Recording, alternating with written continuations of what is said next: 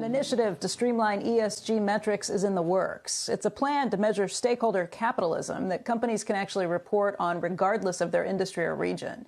Spearheading the movement is Brian Moynihan. He is the chairman and CEO at Bank of America. And Brian, as you may know, is also the chairman of the World Economic Forum's International Business Council. He first spoke with us about this back in Davos in January. Brian, it's good to see you.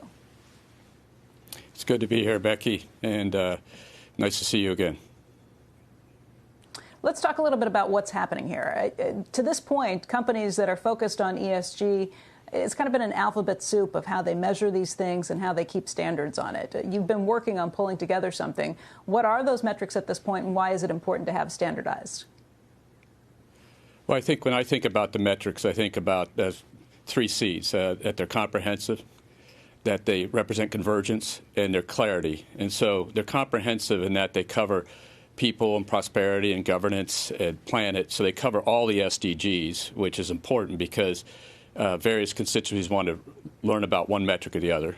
The convergence, to your point, the alphabet soup of agencies, whether they're standard setters, governments, all over the world, there's a lot of different metrics coming out. And so we try to converge them into one set of metrics, which a company can actually disclose, working with the big four accounting firms. And the work they've done has been stellar, along with the WEF team, to drive to a set of metrics which converge those metrics to a group that people can do.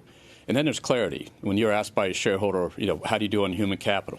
You'll have disclosed that. Environment, you'll have disclosed that. What's your standards about who you hire, how you hire, diversity, inclusion? That's disclosed. So they answer the question with clarity to our shareholders and define stakeholder capitalism. It's important because companies have been looking for more ways that they can kind of address some of these societal problems, but do it in a way that is beneficial to shareholders, too.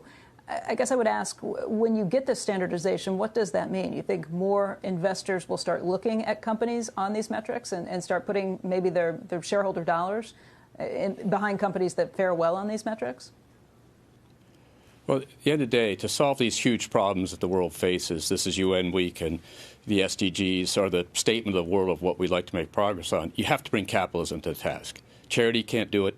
Governments can't do it. You have to bring the innovation, the capital, the experience, and public-private partnerships along with all those players. And so this will help people understand that we have aligned capitalism to solving these big problems. So that's really the spirit of this, is how do you get that alignment between a shareholder's interest to say, I'm going to invest in company X because they're doing good for their shareholders and they're doing good for society, and that and is important.